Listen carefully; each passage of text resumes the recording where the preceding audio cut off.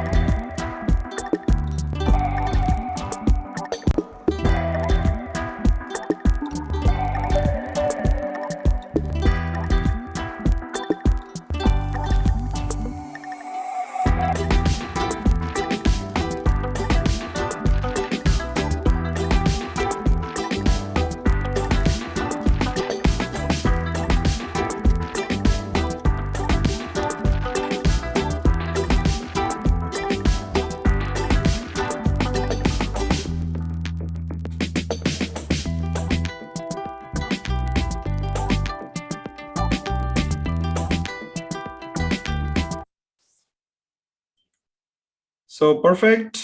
Thank you so much, everyone, for joining in. Naveen, please confirm if you are here. Yes. Well, yes, I'm there. Hi.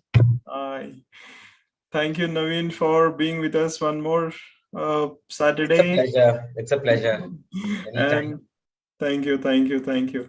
And I thank everyone for joining in, and we'll just begin now. So, this session will have two parts. As discussed with you earlier, the first part, I'll be taking wherein I'll just give the basic job strategies and where we are making mistake and what we should do. And the second part, the most important, of course, will be taken by Naveen, where he'll talk about what the industry expects from pharmacy professionals. So if you are with me and if you can see both of us and see the slide, just type Y, and so that we know, yes, we all of us are connected with each other. Yes, perfect. So thank you. Yes, so all of you can hear us. Yes. Yeah, so I'll start my presentation now. Just give me a second.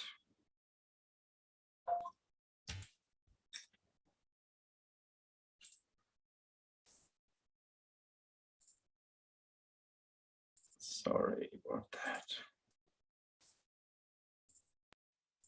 Yes, so this is my screen, and I'm not an expert.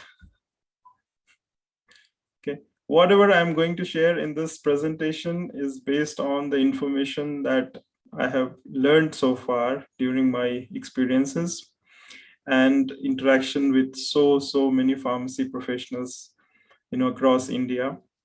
And the objective of this presentation is to create some awareness about what mistakes we are making with respect to our job search and what we can do, to make it a better one, to improve it, and so that we can grab that, dream job of ours easier.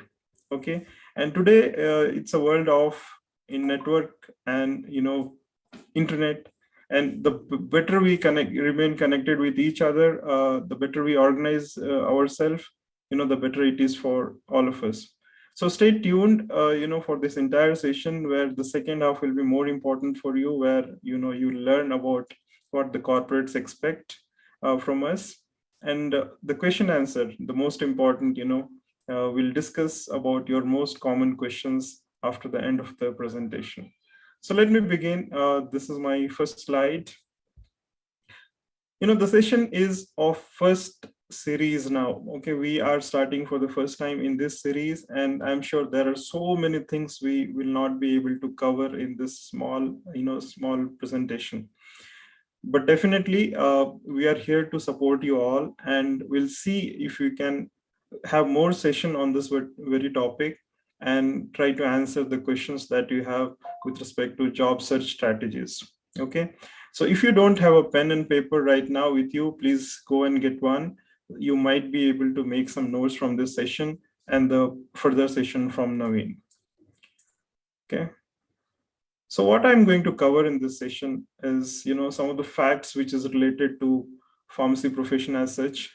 Not a boring fact, of course. I don't want to give any lectures here. The basic ones, why, the problem with the job is happening with this, with us pharmacy professionals. why we are struggling. There are some reasons why we are struggling. Some of the reasons are very, very important and related to us. Then I'll give some examples of what is happening with the current job search, and how people, students, the fresh pharmacy students are searching their jobs. Then what we should do, this is again not a philosophical or advisory session. So some basic tips that we can, follow to improve our job search strategies. And of course, some tips for you. And at the end of the entire session, we'll have the question answer as usual. So this is, this particular news was published in Deccan Herald in December, I think December 2021. And it's gives a very shocking result, saying that less than 50% of the bee farm population, this they have covered, only this survey was specifically with bee farms. They say less than 45% of the population is employable. What does it mean? It means that, out of every 100 student that comes out of the college, only 45 of them are, you know eligible to get job in the industry. Now we'll discuss more, as we progress. But then, this is a very big, thing for all of us to know, that only 45% of the students are employable. So there is something seriously wrong, either with our education system or with ourselves. Now that is something that we have to do something about. Now, we all know that this again data is from 2019. I don't have the latest data. More than 4 lakh pharmacy professionals graduate every year from more than 3,850 colleges in India. Now, we will not have so many jobs for sure. And, it is the jobs are always available only for the fittest, not for every single person that graduates, right? So what is it that we are missing in our, as a person professional, what is it that we are missing? That also will cover in the upcoming part. This is again a very, very harsh statement for all of us, and I'm sorry about it, but then this is fact. Okay, we value each other very much, but outside our profession, okay, in the larger community, nobody actually knows what a pharmacist is, right? So again, the responsibility of this lies onto us, and it is, we have to do something about it. Nobody is going to come and help us on this, right? So I already told that employability is just less than 45%. So there is something seriously wrong, right? Is it with the college education, or is it about our seriousness? We have to think about it. And we cannot generalize these statements again. So I'm not blaming anyone here, but I'm blaming ourselves, myself, probably you, whoever is attending this session. I'm blaming all of you, right? So let's see why we are blaming all of why I'm trying to blame all of you. I'm sure you might have seen this post, post every single presentation I present. I try to give this post, okay? And if you go to any college, any pharmacy college, and ask them, okay, what are you doing? So the student will say D Pharma, M Pharma, Pharma D. This is what they say. There is no uniformity as far as our profession representation is concerned, which is very, very sad. Okay. Would you, see this kind of misrepresentation in other healthcare professionals community? I'm sure no, right? So this is something, who's responsible for this? Each one of us, right? So everything that I'm talking about on this, from here on, from this slide on, is related to us, related to me, related to you, right? So please make note that we have to represent ourselves in the right way. Okay. Do we have lack of opportunities? To some extent, yes, but not really, right? There are so many job opportunities available today for pharmacy professionals, not just in the pharmacy industry, but also from other sectors. We have job opportunities in data sciences, we have job opportunities in e-commerce, we have job opportunities in insurance sector, we have job opportunities in every single place for people who are actually qualified. Now, what I mean by qualified, you'll come to know when we discuss further in the slides. Lack of awareness, yes, for sure. We lack awareness. We are not serious about what is happening in the community, what is happening in the pharmacy profession as a whole, what is happening in the profession worldwide, right? So again, lack of awareness, we are responsible for it, and we have to do something about it. And what is it that we have to do? It is again an individual perception, individual onus responsibility, and this responsibility depends on who you are and what you are going to do, right? Identity crisis, yes, definitely. We are all suffering from identity crisis. D farm is a pharmacist, B farm is a pharmacist, farm D is a pharmacist, and M farm is a pharmacist. So how do we differentiate each other? It is again our responsibility. The IPCI, the government, and everybody has done their jobs. There is no time left for us to blame each other now. We have to take some responsibility and start doing something about ourselves, right? We don't do any homework. So we come across any job opportunity, we simply send a resume, forward something which some of our friend might have done for us. We really are not serious about it, right? We just say, okay, chalo chalta hai, anything is okay. So what is happening? Why is this happening? Is it something related to education? It is something related to our own self? Are we not serious? Why is it happening? What do you think? Please use the chat box to tell me why this is happening. Why are we not doing our homework when we try to apply for the jobs? Why are we not doing our homework?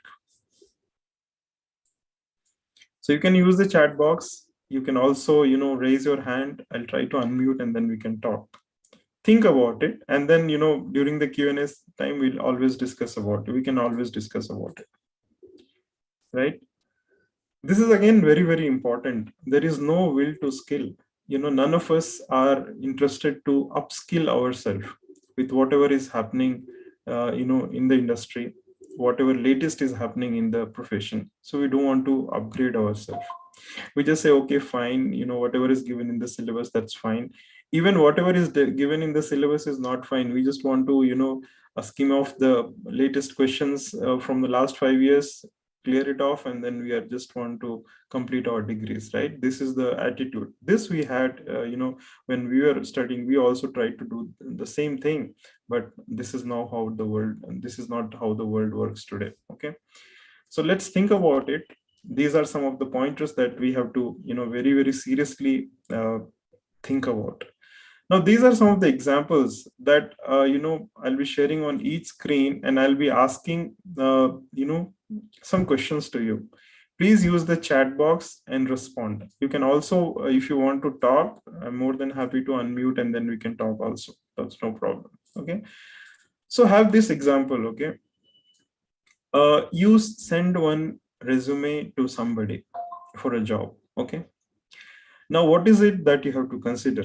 This is very, very important. Now, most of the companies, they start hiring job for jobs with their computers, with their systems, the softwares, which is applicant tracking system. Most of these companies, the MNCs, I should say MNCs, they hire the candidates through their applicant tracking systems. But still in India, ATS is not so well established yet. And that is, something which we should be happy about, because the moment ATS established, every resume will go into junk, right? So when we are getting a chance to send an email, probably this is what we are doing. Just have a look. Okay, I received this resume just recently, and this person, he puts the subject as XYZ resume, and then he just gives an attachment with the name. The resume is I don't know what to do with resume. So there is no email content here. There is no communication. I don't even know this person. So what do you think happens to these kind of resumes? Please use the chat box. What do you think will happen to this kind of resumes? Do you think these kind of resumes will be considered by the HRs or by people. So some, at least people like Naveen and whenever we get some time, we take the phone number from this resume and we'll call the person and see if we can help. But how many HRs do you think will be interested to connect with such people and give a job, right? Probably no. So Dharampal is here. DP, thank you so much for joining in. Yes, you have raised the hand. You want to interact? You can unmute. Hi, DP. Thank you. You're on mute. You are on mute. Not able to? Just give me 1 second. I'll just make you a co-host. Yes, here you go. Thanks, Manoj. Hi, Manoj. Hi, Naveen. Hi, everybody. Hi, long time. Myself, Dharmapal. Very good afternoon to everybody. So, thanks for unmuting me. I just wanted to share with my experience. As you said, Manoj, even I get at least 20-25 resumes every day. And it will be most of the times through few of my contacts. But it's a third person. I never know about that person, nor I've interacted with that person. So I give my mail ID to the contacts. So they'll ask to share. Immediately, they will share the mail using to my mail ID without any subject, without any content in the mail, without any introduction. Just that CV will be there. And that CV is so pathetically done is, one is with the way it is sent, we can understand the interest of the person who is approaching for a job. Because if I am interested for something, I'll introduce myself. I'll showcase my capability, because my mail and CV is my face here. Problem is that is not thought before sending.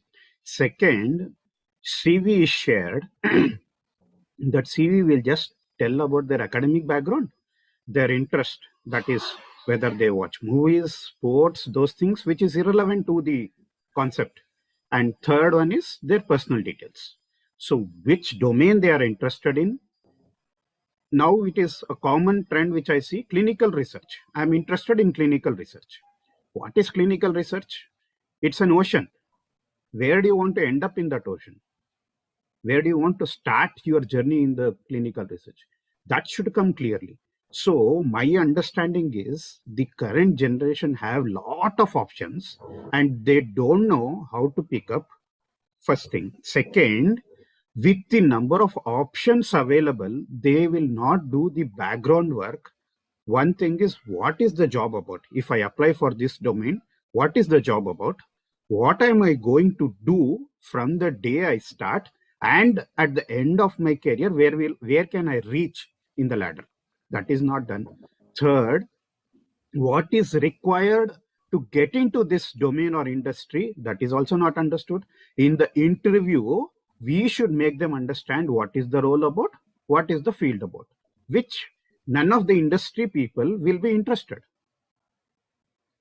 So doing background work, doing the groundwork, understanding their interest, understanding the both pros and cons of the domain and the company where they are applying for, and whether it suits their personality is what they have to do the groundwork. Yeah. I think I don't want to stretch on it. I think I covered what I wanted to. Absolutely, DP. Thank you so much for those pointers. I specifically wanted to ask these points from DP because he is so experienced in the domain and he's been interviewing people for a long time. And he had given a wonderful presentation on pharmacovigilance. So some of you who I'm sure you might have watched that video. If you're not, you can watch that video. It's like a complete basics to high-end information for pharmacovigilance, specifically if you are interested to get into pharmacovigilance field. So thank you so much, DP, for that. And then we continue with the presentation.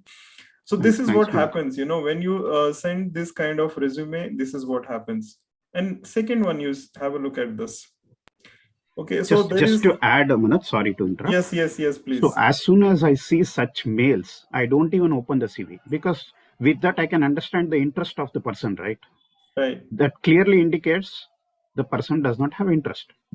Yeah. Just for the sake of applying, is applying. So for the sake of receiving, I've received. I'll not even push that CV, nor I'll open that CV also. It will be in my trash box. I Exactly. echo you completely, DP, Yeah. on the same very thing. I too receive as many CVs as you, and there are as many such instances where people just email, just saying that okay, it's as though it's they're born right. So that is something that they need to understand basically. People should understand that the CV is the identity of the person, and if I get the CV, you should tell everything about your CV, about your personality and your interest. It need not be about pages. In crisp one paragraph, if you write, that gives me an understanding what is your interest, where I can fit you into. If that Absolutely. is not told, it is totally like an open book. It's an empty book. Wherever you want you fit means it is not possible in the current era. Absolutely. Absolutely. Thank you so much, DP, for that. And thank you, Naveen, for adding the points. So we proceed ahead with the presentation. I'm just sharing my slides again. So this is what, so this, look at the second one. Okay. So, this person, at least he has been generous to put a subject line. And again, he says a pharmacology fresher. And have a look at the name of the resume. It says template cover letter and, underscore 16397 and so many numbers. Don't know what to do. And this, body of the mail, it simply says M pharmacy, and that too wrong, right? So again, this kind of resumes are received by most of us. And specifically, see, I'm not into corporate, I'm not hiring as such, but I do hire for friends like Dharmpal and Naveen. And I share those resumes with many of the industry people.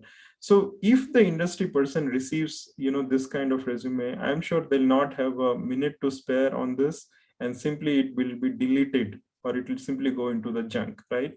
So please never do this. Whenever we meet somebody in real life, what we try to do, we try to uh, give our perspective, give our introduction to the person, and we also ask the person about him or her, right? So similarly, email conversation also is a very personalized conversation. When you are sending an email to somebody, you have to personalize that email to to that person. It cannot be a generalized communication. It is never a generalized communication. So this was one example. Now have a look at this one. Okay. So this is again, resume received from a PharmD fresher. Just see how PharmD is written. And of course, there is some email. Hi, sir, greetings of the day. This is XYZ PharmD fresher. Please find the below attachment. I hope you will contact me at your earliest convenience and arrange for an interview. Interview for what? No idea. First of all, I don't have any convenience to accommodate to talk to that person. Right now. Absolutely. So this happens day in and day out in our lives, and this happens with every single person who is in industry today. If the juniors are sending their resumes to their seniors, or college people are sending their resumes to their super seniors in the industry, then please don't do this kind of mistakes. Be specific as to what you want, so that the person who is receiving the email knows what to do with that email. And in case he is generous, he can refer at least some basic introduction. If you are connected to that person, just give that reference of the connection. If you came to know about that profile or vacancy, please specify that, because the very difficult to refer you to somebody else. Okay, I'll have a quick question for all of you. How many of you, you supposing that you are just walking across somewhere, and then somebody comes to you and he asks for a help, he or she asks for a help. How many of you just randomly, without knowing that person, will try to help him or her? Unless it is an accident, it is, if the person has met with an accident, probably yes, will all of us will be going to help. But otherwise, just somebody just walks in and asks for something, some unknown person, would you be helping him or her? No, right? No. No. Okay. So we have a mixed reaction, but yes, most likely in corporate world it is no, right? You have to introduce yourself, and you have to connect that person with your network, and specify as to how you connected. without any reason, no one tries to help. Yes, absolutely, Nikhil, you're right. Also, we should understand the help required is genuine. Yes, that's right. That's right. Thank you, DP. So, please ensure that whenever you are sending your resume, you are clearly mention what you are looking for, what position, what job description, from where you came to know, and all of that. So basic introduction about at least. Okay. And one addition, Manoj, sorry to Yes, interrupt. please. Please let me know if I'm talking too much. No, that's fine. That's fine. People should understand that one CV will not fit for all industries. You need to customize based on the industry, based on the profile you're looking for. If you put one CV for all, it will go to trash for sure. Because industry now look for specific skill set, specific requirement, and specific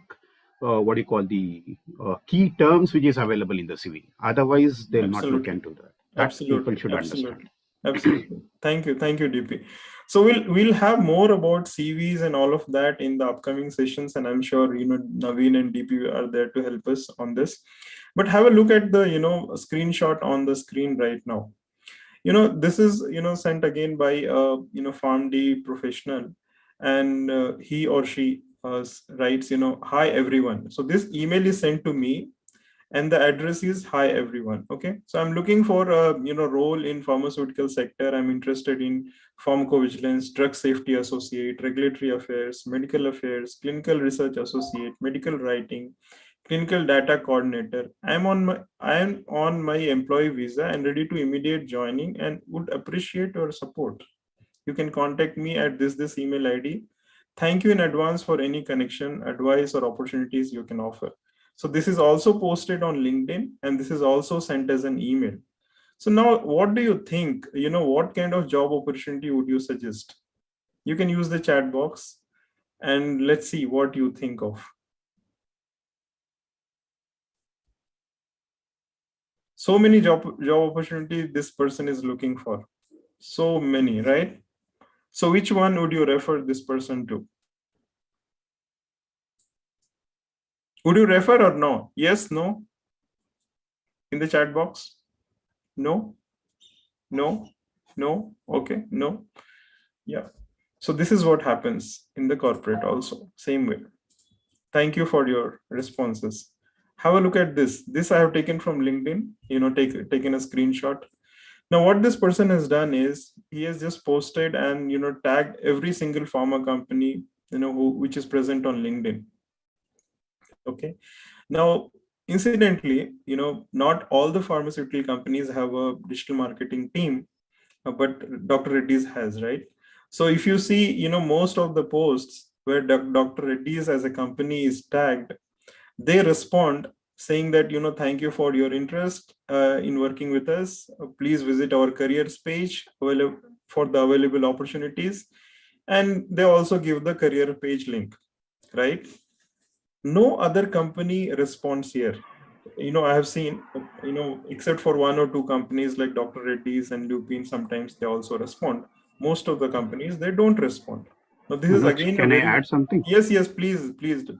First of all, this is generosity of the company that they responded. Ideally, they should not respond at all. Everybody who is in pharma knows that company has a website. The website has a careers. Why can't they look into their, and here also, if you see, it's shortcut. Why they want to send one thing in LinkedIn and the company should find them. Why can't they look in their relevant field in the company website? Company website is free. It is accessible. But why we can't do that? Yeah, absolutely, DP. Thank you for that. So, this is again a big mistake. And, some people just approach and say, sir, I have been trying for the job for last 4 months, 5 months, 6 months, maybe 1 year, and I haven't got a single call, from the companies. And when I ask specifically as to how they were approaching, the previous 3 examples and an email, they'll suggest, okay, I did post on LinkedIn and I'm very active on LinkedIn. That is what they'll say. I'm very active on LinkedIn. And when I ask, I get this kind of screenshots. Okay, so again, this is a very, very wrong way of approaching for any job. If you are applying for any company, just remember that more than 80% of the hiring in pharmaceutical companies happen through referrals. And through their job portals, through their internal portals, right? So if you are applying for Dr. Reddy's, it will be, the opportunities will be given on the careers page, and we have to go read the job description, update the resume, apply with the cover letter. That is how we should be doing it. But how many of us do? It's again a big question mark. So let's not do it from here on. Again, this is again I have taken from LinkedIn, and if it's the same case here also. So this person, he wants to go to QA, QC, production department, 3 of them, and he has tagged, say, so many companies here. Again, Dr. Reddy's was so generous that they replied saying that, okay, why don't you apply through our careers page? But none of the other companies are doing that. And again, so many people will come here on this post and they'll say, okay, commenting for better reach, sharing with my connections. Now, are we not confusing all our connections with this kind of, opportunities which get completely diluted with this kind of posts? Are we not? Type yes or no in the chat box. In fact, we are wasting all of their time. Absolutely. Yes. So Shuraja says yes. So this is what is happening. See, we are wasting so much people's time, and where we could have done productively something, we don't really do it, right? So again, this is a big mistake we should not be doing. So what we should do now, in many places we just say that, okay, you should not be doing this, you should not be doing this, but no one says what you should be doing. So let's see what we should be doing, right? So first thing first, whenever we are trying to apply for any job, we should know where we want to go. Now, there are many candidates who are from, trying from Hyderabad or Nagpur or Pune, and they say, okay, I'm interested to work anywhere in India. But when you give an opportunity in, say, some state or some place, they say, no, sir, this is not a place I want to work with, right?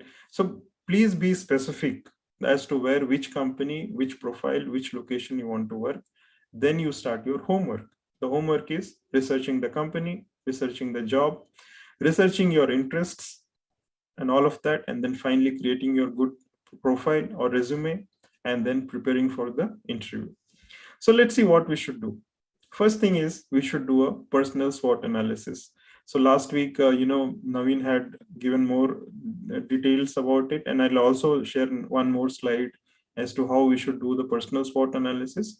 And this is a step where we create so much of confusions. Whatever job opportunities we are looking for, all those confusions will be cleared if we do this particular step. And let's see how we'll be doing in the subsequent slides. Now we have to network with right industry people. There are so many connections available on LinkedIn, but are we actually connected with the right people in the industry where we want to go? So for example, if my target is that I'm looking for a job in medical writing, then I should be connected with more people in medical writing. If my profile is for regulatory, I'm looking for some opportunity in regulatory affairs, then my profile, I should be connected more with people with regulatory, and I should be learning, and I should be trying to understand what is happening in the regulatory affairs. So today it is said that your network is your net worth. So the more better network you have, the better you can fetch offers at a faster pace. Use LinkedIn very, very efficiently, and not the way I showed in my previous slide. Please don't use LinkedIn the way I showed in my previous slide, because we are just creating a confusion and more confusion, and the ripple effect just continues, right? Update And your resume. just to add, Manoj, LinkedIn is more of a professional forum. Don't misunderstand it with Facebook and WhatsApp, because I see all loose talks, gossiping in LinkedIn, wherein your identity will get diluted in the professional world. So Absolutely. Always restrict LinkedIn for professional communications, for right communications, and also like how we give likes, love to the Facebook, don't do that. Because in LinkedIn, whichever is your relevant thing, where you really want to appreciate, it is worthy appreciating, you do that. Otherwise, Yes. it is not required. Absolutely. So just to add on, there was one candidate who had written a nice, email and everything. He sent his resume to me, and I happened to, just browse through his LinkedIn profile. and I did find certain, kind of inclinations, I can say, towards certain activities and certain, aspects of things, which outright I just had to reject him. Got So it. and from that time onwards, there have been, at least before the interview, every time that I find a person's CV with me, I would definitely, I would do my homework, and I would, at least go through that person's actual LinkedIn credentials, and then I would go in for the interview. So yesterday also we selected one candidate, and in fact his LinkedIn entire profile was really good, I can say. Absolutely. Thank you, Naveen, for adding that point, because this, more and more recruiters are actually doing this. Yes. More of them. Yeah. So we have to use LinkedIn very, very efficiently, and we should not use, as DP suggested, we should not use it like Facebook and Instagram. Research the opportunities and the companies.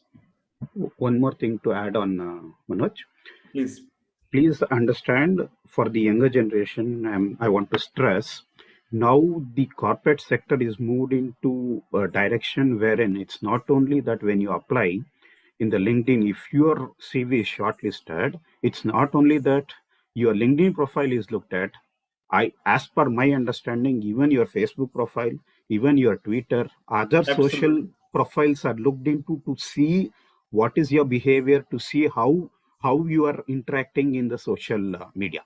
That is also Absolutely. being tracked in the corporates while they are looking for the candidates, because once they recruit you as a as a member of the corporate or the employee of the organization, it's like you will be part of the organization, and how you will show your identity and behavior, and how you how you because once you join, it's like it's a long-term commitment with the organization. So the organization looks like how you will be building the organization, how you showcase the organization. So that's Absolutely. how even the social media will be looking. They'll look into your social media profiles and understand your behavior Absolutely. and Absolutely. responsibility in the social media. Absolutely. Absolutely. And to add to DP's and Naveen's thoughts, your social media profile is something, which gives you a trail of your behaviors, right?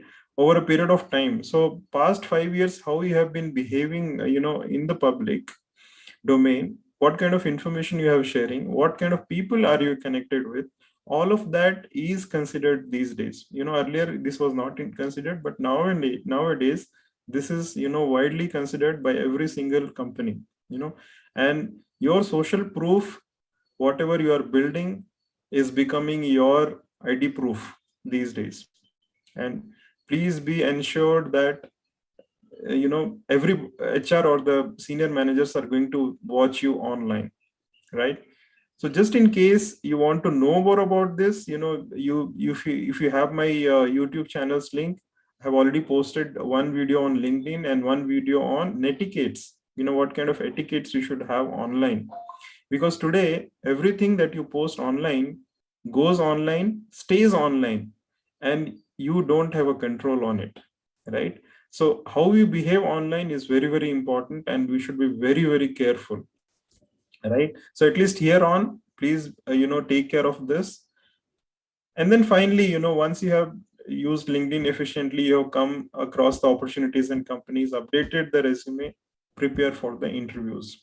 And again, the webinars like this will help you to get a lot of insights from industry professionals like DP and Naveen. And we have done so many videos on different career prospects. Those interview will help you to prepare for the interviews really well and better than the rest of the crowd. So you are kind of differentiating yourself from the rest of the crowd and creating a personality for yourself. Then finally, once you have done all of this, you apply with confidence. Don't show desperation or beg for your job. Apply with confidence. You today, go to LinkedIn and you will be seeing so many posts that I'm jobless for the post so many years and so many months. Please help me with a job.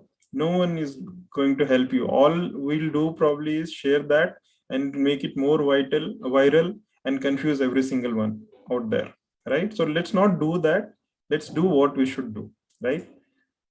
Now see this one, when we start using LinkedIn very, very efficiently, probably you might start getting recommendations from LinkedIn for job opportunities. So I am part of the, a medical writer community, and I'm also, since I have updated my profile as a medical writer, so whenever there is an opportunity with respect to medical writer, LinkedIn gives an, notification to me for such opportunities. So if you are doing the profile right way, then probably you'll get notifications like this. And for that, again, if you don't know how to do it, there are hundreds and thousands of videos on YouTube. We also did one session on this. You could watch that and optimize your profile so that you get right kind of recommendation for the jobs.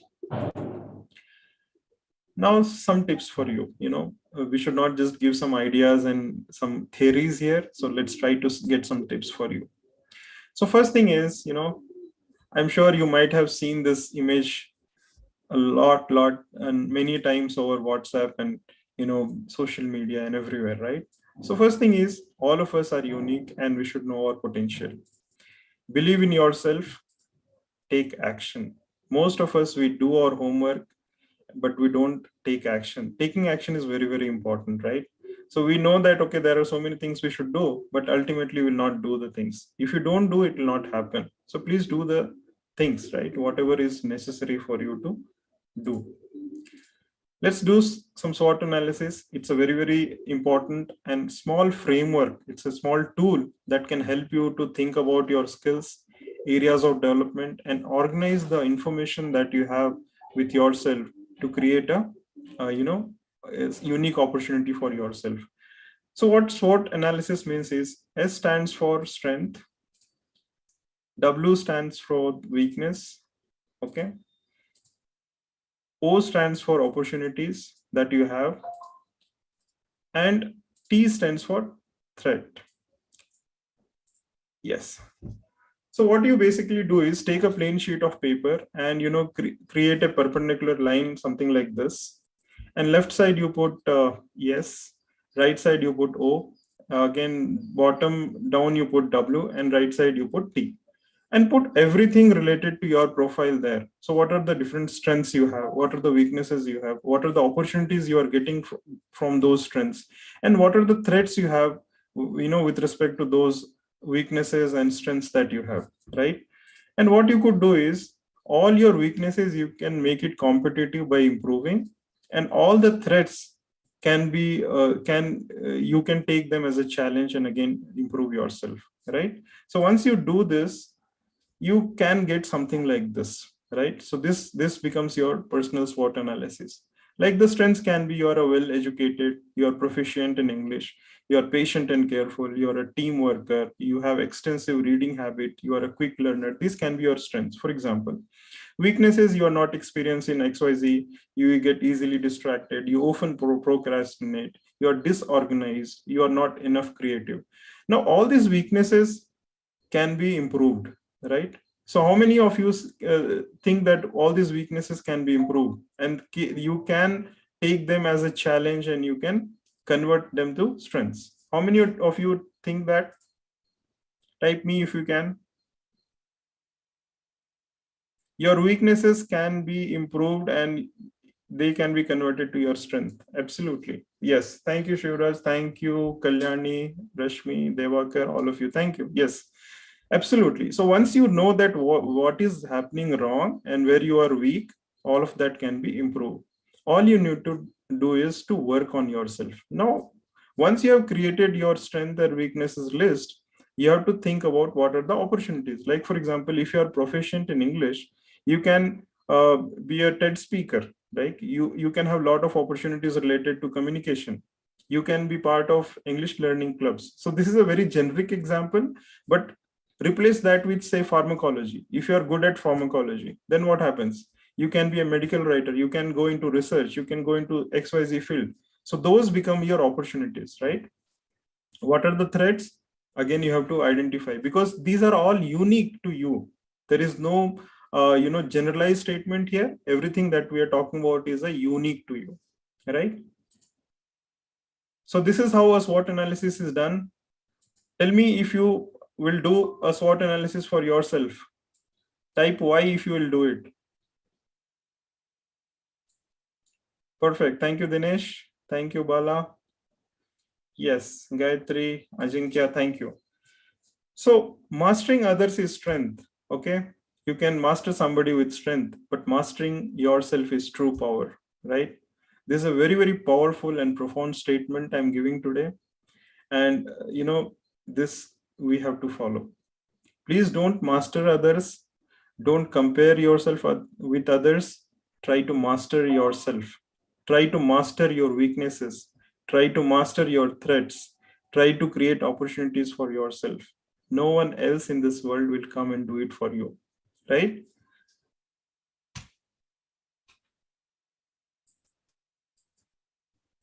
So are you ready? Type yes if you are ready. There are so many opportunities.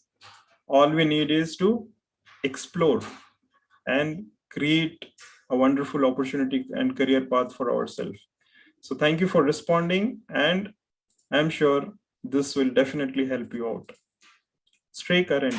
You have to be the information. We are in the middle of an age where we are overloaded with information, but then we have to stay current. We have to stay focused and know what is relevant to our field, and we have to stay focused and know what is relevant and good for us.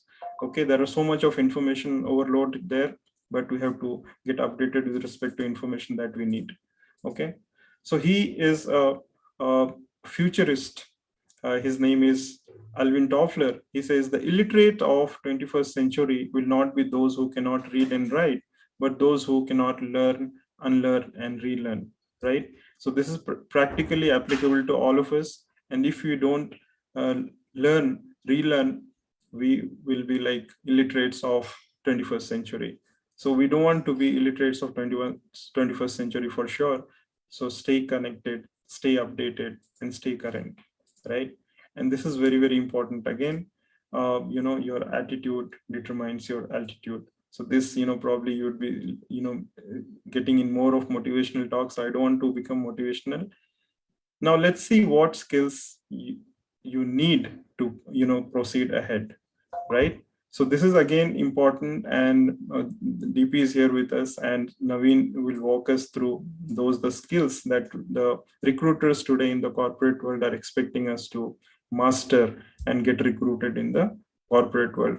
So I welcome Naveen. Naveen has been generous to spend again a day with us. He spoke with us last week on regulatory affairs, and he doesn't need any introduction. So Naveen, please walk us through the steps that our people need to get into corporate.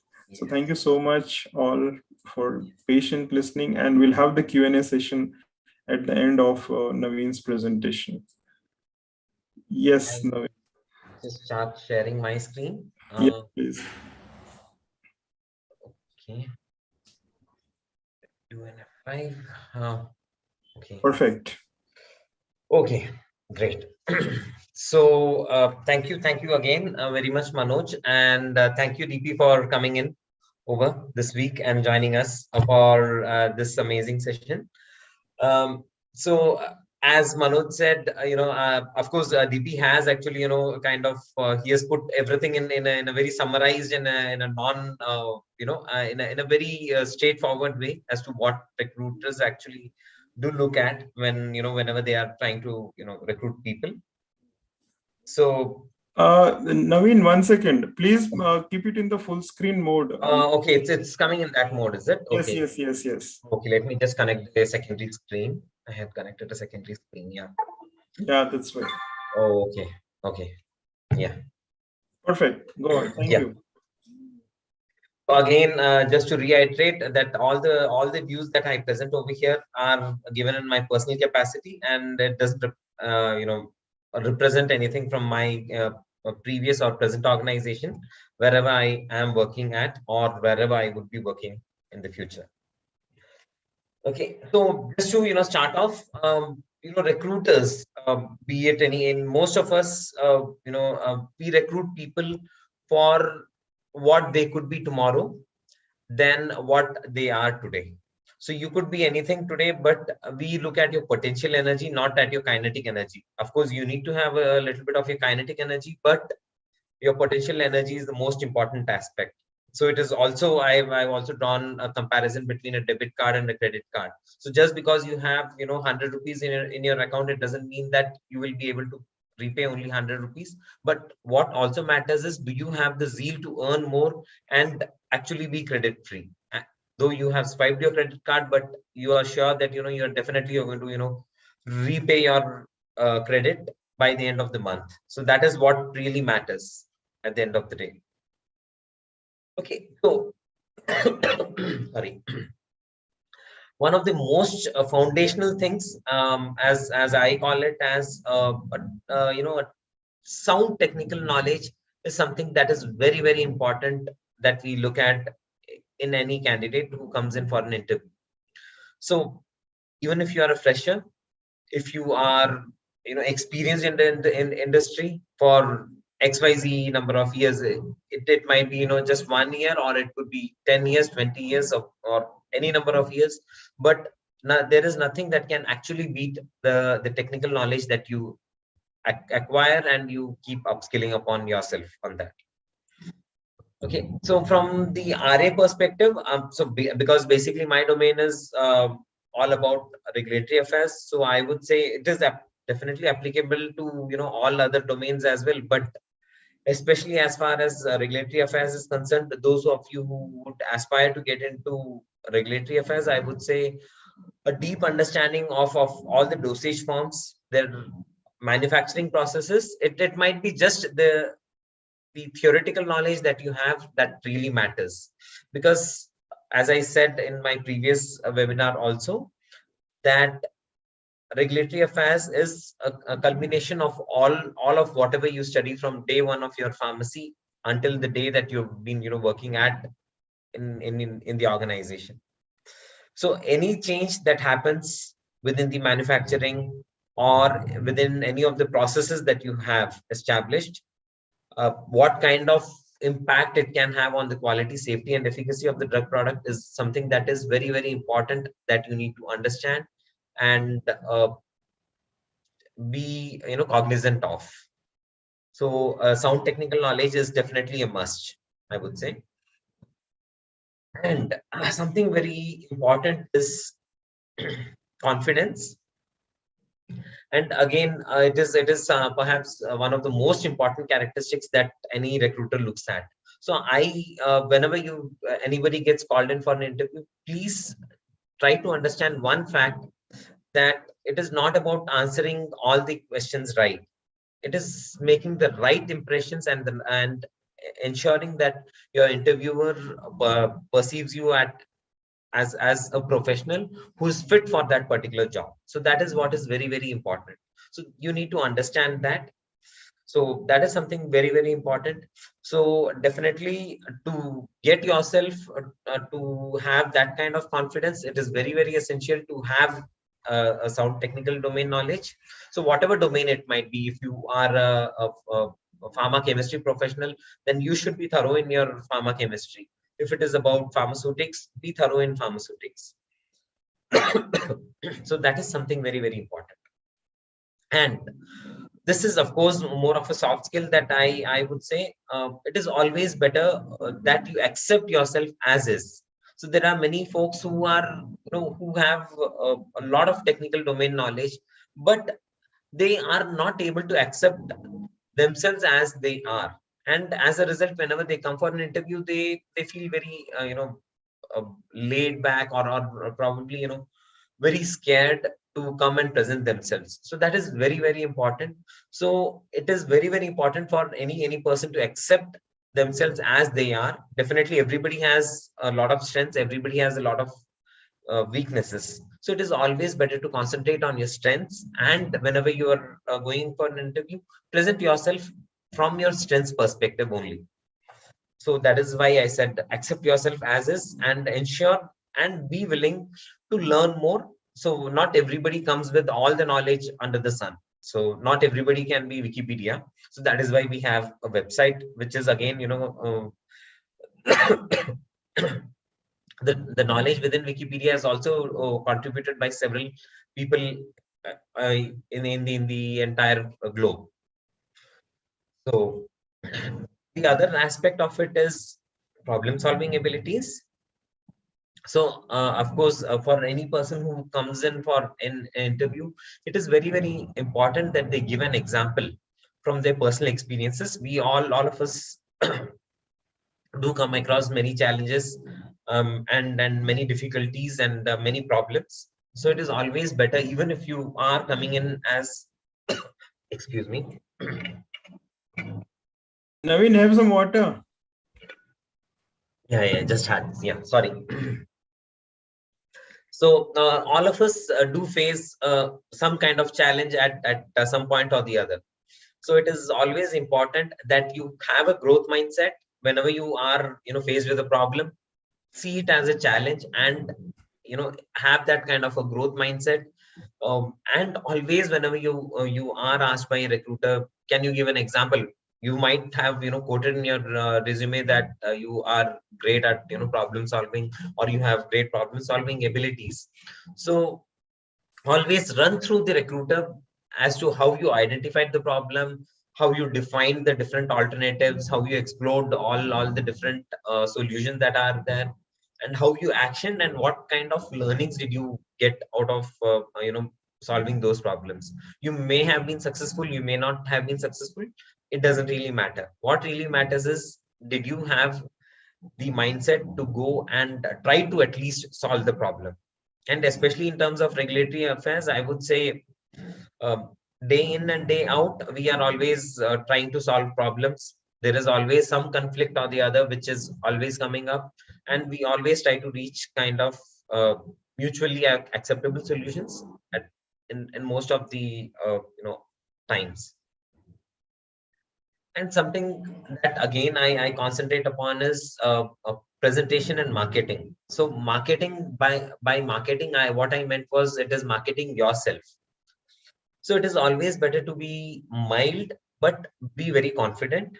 And also remember the very fact that there is a very, very thin line which separates a person from being confident to from being an arrogant person.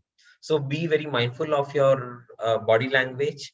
Do not, even if it is an online interview that you are facing, be mindful of your, or presentation, how you present yourself to the recruiter. Because I do see some candidates coming in with their shirts which are like almost kind of unbuttoned to the second or the third button, and they just sit like this and they try to present themselves.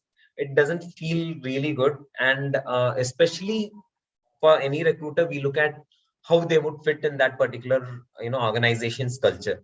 So no organization would tolerate anybody who's arrogant, who tries to override certain people, and who tries to cut people in between. So please be very mindful not to interrupt in between.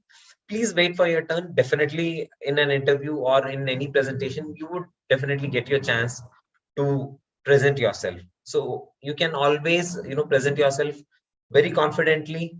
And you might be the person who has in a group discussion setting. It might happen that you might have uttered, say, about only 3 lines, and there was another person who interrupted every single person, who cut every single person in the group, and kept talking and talking and talking with a lot of confidence, which he thought is confidence, but to the recruiter he appeared to be arrogant.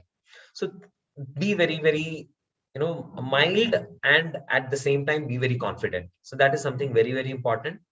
For most of the people, I would say, try to avoid multicolored attire. So what I mean by that is, do not go in very colorful kind of attires. Be formal, and maybe in a business casual. You do not have to wear a white tie and white shirt and a tie and a coat and a blazer and all that.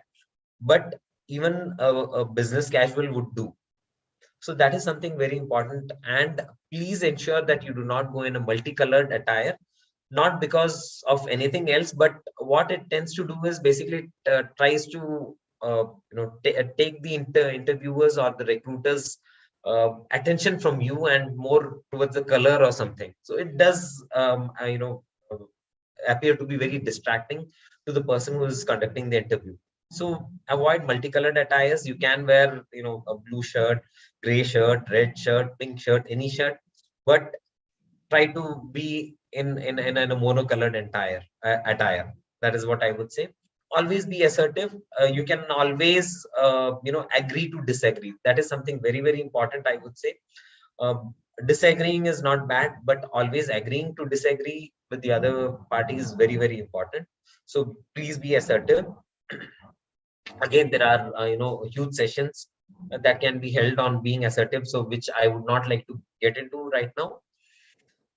And something that is very, very important as a recruiter would be, again, this is not something that you can, any recruiter would come and ask you, but it is very, very essential that you present yourself and you ensure to the person, or at least you show to the person, that you have the ability to plan your tasks or your agenda for the day or whatever it is, and you can prioritize what is first, what comes second, and always be able to review your agenda and reprioritize and create alternatives in terms of your time, how you are going to manage your tasks.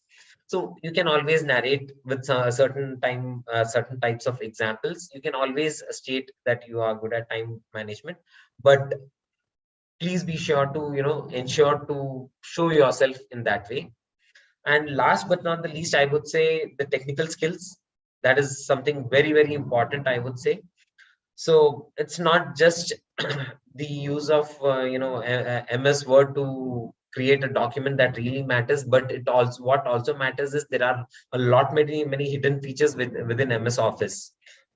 I don't know how many of you would even know that there is a concept of styles within MS Word, which can make your thesis work a lot more easier. The final draft which comes out would look very, very professional. You don't have to do it every single thing line by line. Everything can be automated. So these are just typing and just saving the file is not enough. That is what I mean by that. And always be ready to adapt to any new technology that comes in. There are tons and tons of softwares which are available in the market. You can try to use those, and you can always say that you know how to handle some of the softwares that are being used in the industries. Uh, this is something that I would say you might get a trial version to try with, and then you can always quote that you have already worked on the trial version of a particular software in a particular domain. So again, domain to domain, there are different softwares that people use. And there are different ways that you can, there are many creative ways in which you can actually use MS Office. And there are various other tools that are coming day in and day out. There is something called as Notion. There is something called as Evernote. There are tons and tons of tools out there, which can be used via your mobile to manage your time, to manage your productivity, to manage or to automate a lot of your work. So gone are the days when we used to rely upon hard work. It is more of smart work now. Yeah. It is always better to let the machine or the computer take over the hard work, and you do the more of the creative part of it. So this is what really matters. So with that, I close upon this my presentation. I think I've gone very quickly. So again, I would thank all of you, and I would always encourage everyone to inculcate a growth mindset. So try to inculcate growth mindset at all points in time. Yeah, I think DP wanted to say something. I'm so sorry if I did not hear. No, you complete, Naveen. Okay, Then okay. So from my end, sorry. it's all done. Yeah. Perfect, Naveen. So you can close the slides, and then we'll have this Q&A. And we have 3 people to answer today. To all of you who are present, Dharampal is there, our senior and lovely friend. Naveen, of course, we have been interacting since last week. And before we go ahead with the Q&A session, I'd like to thank DP for stopping by and Naveen for the wonderful practical tips that all the corporates expect today. The only problem is we know all of this. Many of the times we know that okay, this is to be done, but we don't take action. So at least from here on, from today onwards, with all of us, whoever is listening to us, and even if you are not able to watch the live version, if you can always watch the recording later. From here on, at least try to take action and use these practical tips in our daily life. That is how we can create a wave of change. And I invite you to join me next Saturday at 2 p.m. to know about career opportunities in formulation and research and development. This is again, many of you have been asking, so that is the topic for next week. And another, many times I keep receiving WhatsApp messages that okay, I did not receive the message, did not receive the link. So I send the SMSs. Okay, fine. How many of you got the SMS to today's link? Type yes, type me if you got it. Okay, so most of you, okay. Most of you got it, perfect. Okay, Dharampal did not get, okay.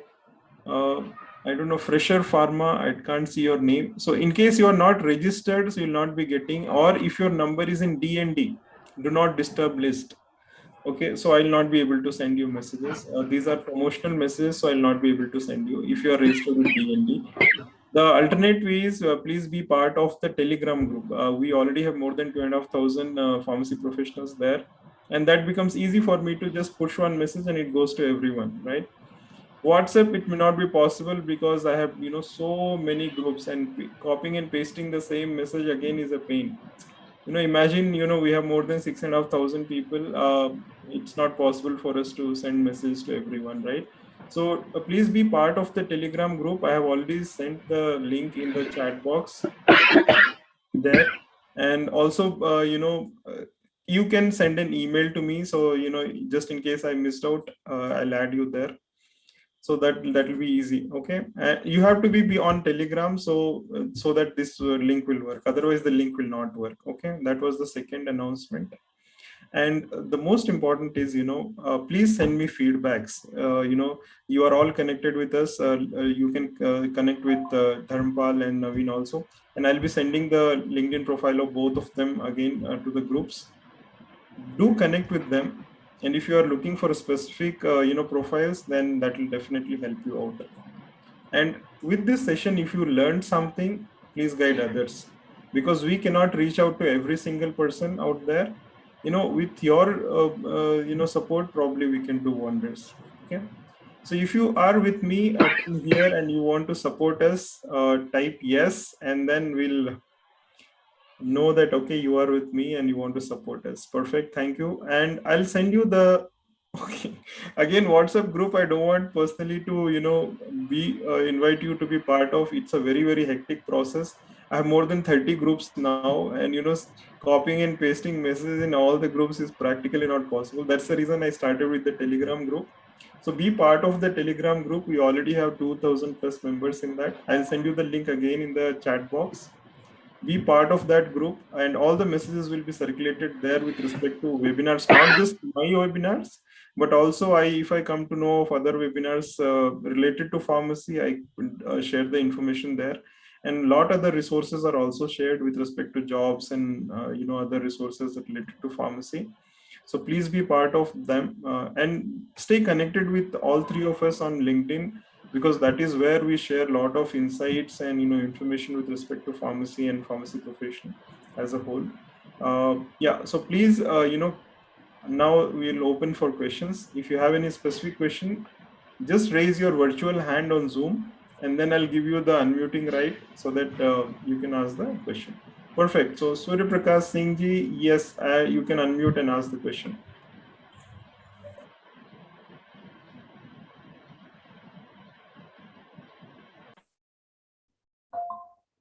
Surya Prakash Singh, you can unmute and ask the question. Hello, good afternoon, yes. sir. Yes, good afternoon to all in one. Sir जी मेरा ये question है sir. Actually before in 2018 I was passed out B.Pharm, and during that I have worked as a hospital pharmacist. But after 1 year, sir, I would join MFAM in RA. So my question is that sir, during interview sir, मतलब ये sir मतलब question का ज्यादा impact होगा कि आपने पहले hospital pharmacy join किया, देन आपने इसके बाद रेगुलेटरी अफेयर क्यों ज्वाइन किया. सो सर वो मेरे दिमाग में सर एक्चुअली सर मतलब वो बोलेंगे फिर आपने ये अभी क्यों किया, तो आप मतलब अपने करियर को लेके पहले से श्योर नहीं थे. तो that type of question sir मेरे सर में घूमता रहता है. Thank you sir. So maybe I'll request Naveen to answer first, and then maybe DP will. Okay, DP, please, you can, no problem. So, I have 8 to 10 points to cover. I think the questions will be around that, and one of the questions now the Surya Prakash asked is covered in that. So I'll finish off those 8 to 10 points. Then we can answer this question. Is it okay, Manoj and Naveen? Please. Yeah, absolutely fine. Yeah.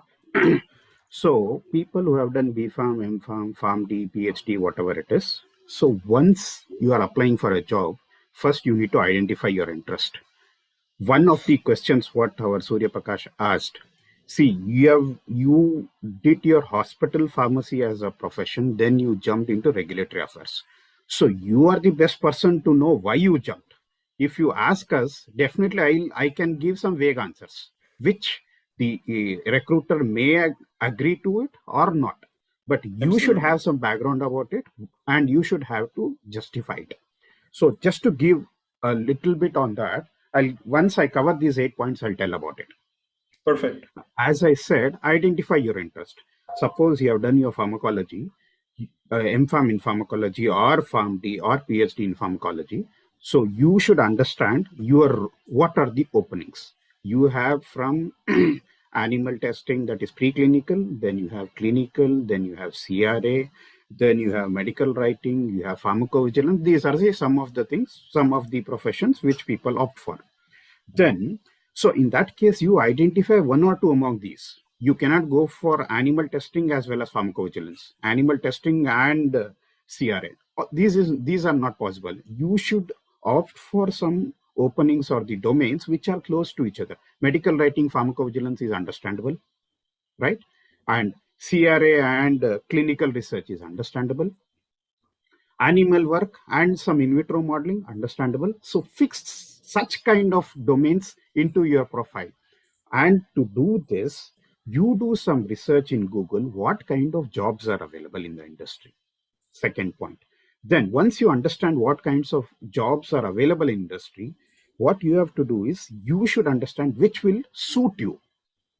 Like doing animal work is not of my interest. So that means you avoid preclinical testing and animal testing profiles. Second, you are interested in pharmacology. So you have medical coding, you have pharmacovigilance, you have medical writing. So put these three into your profile. Okay. That is, again, building your CV is most important. And it's a step-by-step approach. It cannot be a one-day's activity. Now you understood. I'll tell you my story. Now I've understood that medical coding, pharmacovigilance, and medical writing are the three domains which I can fit into. That I have put. Next, now in each of these fields, understand what are the, you open in Google, open the companies or LinkedIn, Naukri, check which JDs are available for these specific domains. If you put pharmacovigilance, you will understand which specific roles are available. If you put medical writing, you will get which specific roles are available. Even in medical writing, you have regulatory, you have clinical, you have development writing, you have publication writing, scientific writing, then you have the medical marketing. All these are there, medical affairs. So once you understand, once you have shortlisted three domains, now in medical writing, you will go in depth. Search for JDs, that is job descriptions available in the company websites, what kind of JDs they have. Then you will understand for your interest, these are the roles in the JD, what are the specific terms used in medical writing, regulatory writing. In regulatory writing, what the person is supposed to know. In the JD, they say preferably ICH guidelines, GCP, and other guidelines. So then, if you know about it, you add to your CV. If you don't know, note down in a book. Whenever you get a chance, try to brush through this. Then, next point. Now with this, you understood what are the 3 domains or skill sets under which you are going. Under this, what are the key terminologies which you need to put in your CV. Once this is done, with all these key terminologies, put it in Google and see, you will learn a lot, like how the industry is working in that particular domains. Absolutely. After that, you go to individual companies, or if you are in Bangalore, search for the companies in Bangalore which have these roles. And once you see that they have these roles in that company, check which contact. You will be having so many contacts, right? In LinkedIn, you can find which you will have connects or connections who are working in that company. Try, if you are close with them, try to contact them, understand the company as an organization, how is the behavior and profile. Second, as this role, if he or she knows how this role is, try to gain more knowledge about it and ask them, if I need to apply, what the background work should I do. Once I do this, ask them if they can refer me. So these are the background work you are doing. Then after all this, as I said, once you do the JD search, you will understand the key terminologies and you will note down. So your CV should be reviewed periodically. See, 1 month is done, you didn't get any job. Okay, second month, that means there is a gap in your CV, correct? Or skill set which you have not updated in your CV as per the industry requirement. You open, check which other JDs are there, try to see which you have not added in your CV and whether you have that skill set. No, note down in your book, see how you can acquire this knowledge. Then, and it cannot happen overnight. It will take time. Don't worry, take your time. And in the meantime, you got one interview, feel free and you feel happy that you got an interview, go attend it. After you attend, whatever may be possible, you suppose you didn't get a job in it, you think it is good for you. This learning, because every success has many failures behind it. Only failure will give you better opportunities to succeed. So you didn't succeed in this interview. Understand what all questions were asked, where you could answer confidently, where you could just manage the interviewer, third, where you could not answer. Put down those points as soon as you come back from the interview. Then work on where you could not answer, where you could manage somehow. Then that's how you will build on your CV as well as your strengths. Then next, as I said, periodically you need to update your CV. So now after interview and after some adding your skill set, you add those into your CV, upload that, you add those CV and don't leave it there. Upload that CV into LinkedIn and Naukri, wherever you want to. Okay, always that updation is required. Then you, now it is the chance you go to the company websites, apply your CV to that, because now you have gained experience, you have some knowledge, you know what questions will be asked. That's how you apply.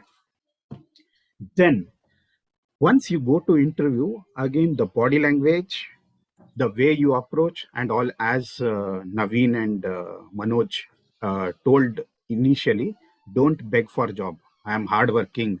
I have 5 people to take care. All those is, recruiter is not interested in such words. Okay, that means if you say such things, no, what recruiter thinks is, if I give him 25,000 and take him, if he gets somewhere 35,000, he'll be the first person to leave. Absolutely. So don't try to beg, don't try to show apathy to the recruiter that you are in need of job. Okay, you are in need of job, agree, but bad need of job, you should not show that. Okay, then few more things.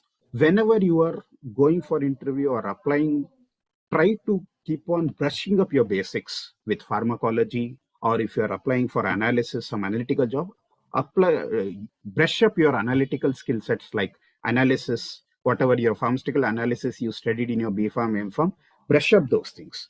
Then one important thing or you should not do is, I see people in hurry burry, they'll copy paste the CV, change their names and their marks as per theirs and go. What this is the most embarrassing thing, because based on your interest or the person from whom you copied, his interest will be something, say soccer. And once you go and you sit in the interview, you are from a village, and they says, and there is one of your hobbies or interests are soccer. The even that is of interest for the recruiter. So he'll ask in detail, what is soccer? How do you know soccer? Then you are unanswerable for this.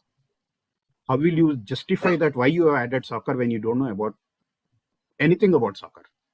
So that shows that either you're copy pasted or you're not done your background work. And that also shows that you are not true to yourself, because you are not showcasing your abilities, rather you're showcasing somebody's abilities as yours, which is not acceptable in the industry. So please don't ever copy paste the CVs. This is one suggestion. point here, DP. So Yeah. we received one CV where the person has done B Farm, but in the CV it was M Farm. So, and he has applied for a job for M Farm. Yeah, So that's what happens. when the recruiter asked for the certificates and all, he said, "Sir, मेरा तो B Farm ही हुआ है, मेरा M Farm नहीं हुआ है." So he said, "How did you put M Farm here?" Sir, then finally he said, he took the CV of one of the seniors and just simply edited wherever necessary and put it.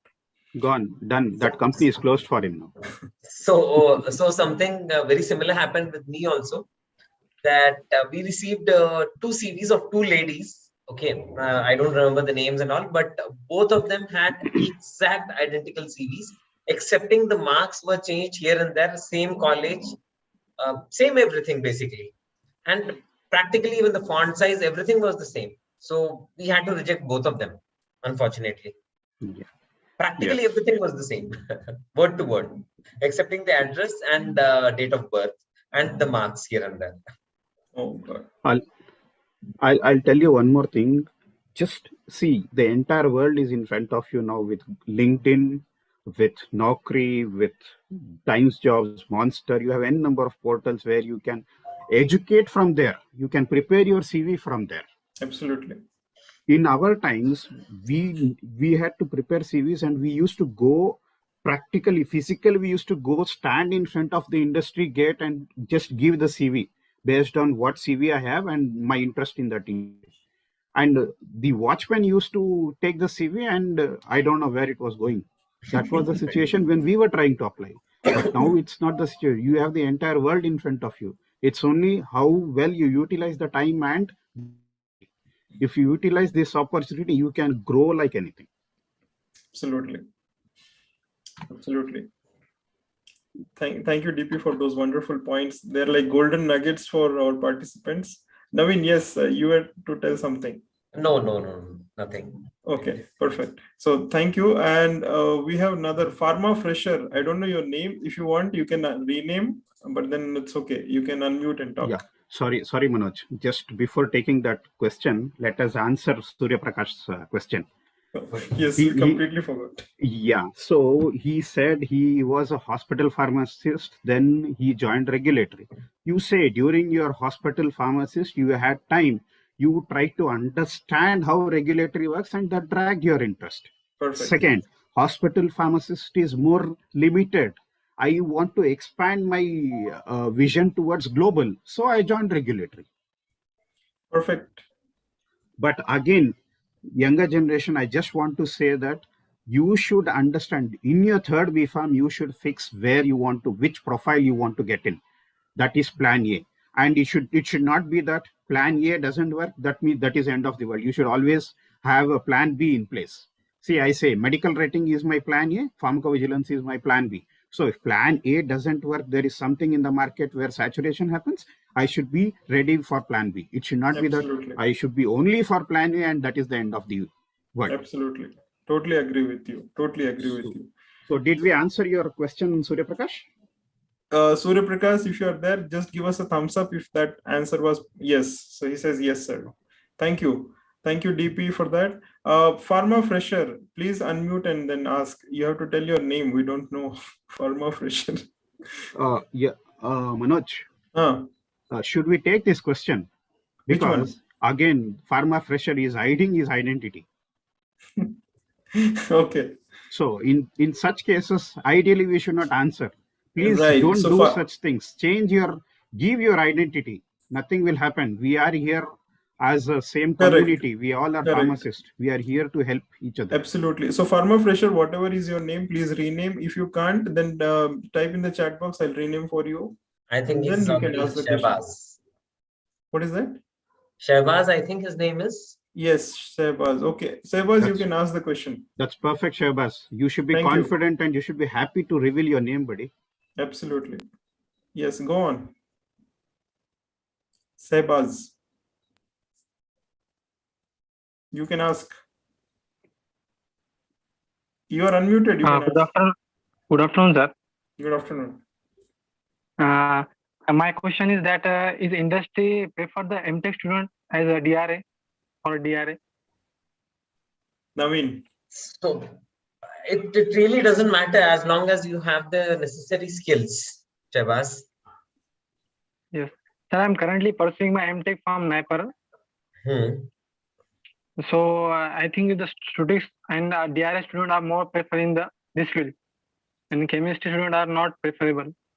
No, there is nothing of that sort. See, I'm an MTech in pharmaceutical chemistry myself, and I'm from VIT Vellore, and it's been 15 years since I've been in the industry. So this is nothing new. So what matters is how you actually position your CV.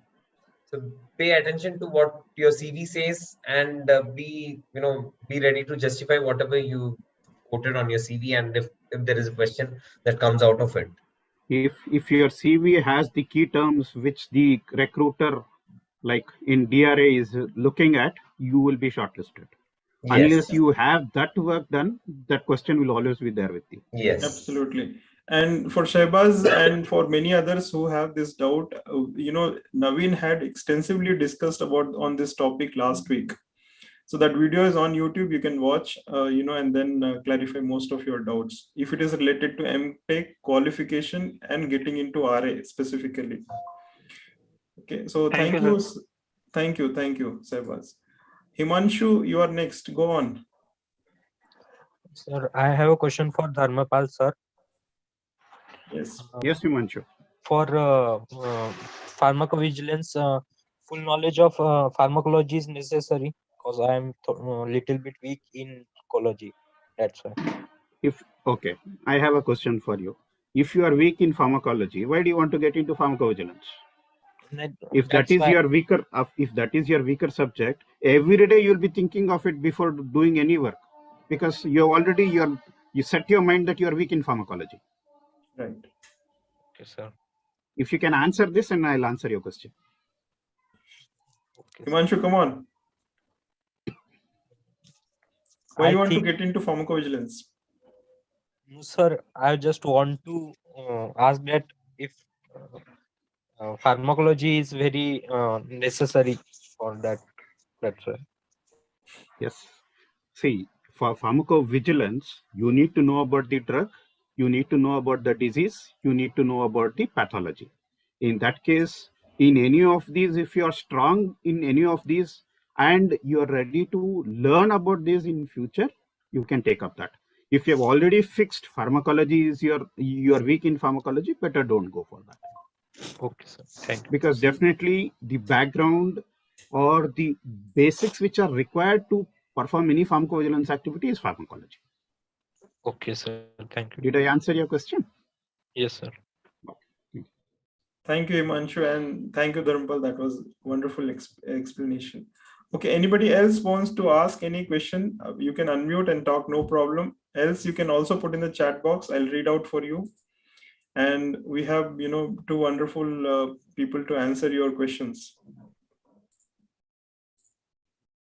I'm just seeing if we have something. Okay, so far no questions. Okay, there is one. Ashwini. Okay, Ashwini, you can unmute and talk, no problem. Ashwini, go on. Sir, my question is that mostly how much we read now, we get confused more. How much we see the fields upside and their knowledge we take or we read, or sometimes we get excited. After some later time, we only get confused. I should do or not do, like that. When seeing anything first time, it looks like it's pretty, it's nice. Now it will be there, and other things also we read on that basis. Changes of reading style or another paper we take, another things we take to read. So the different things, the change, confused mind take place. Then Got your we should question. do. Got your question, Kalyani. So you watch movies? No, Ashwini, mostly not. Okay. What is your hobby? What do you Um, do in your free time? so I like to read the storybooks, Okay, great. Anything else? cooking.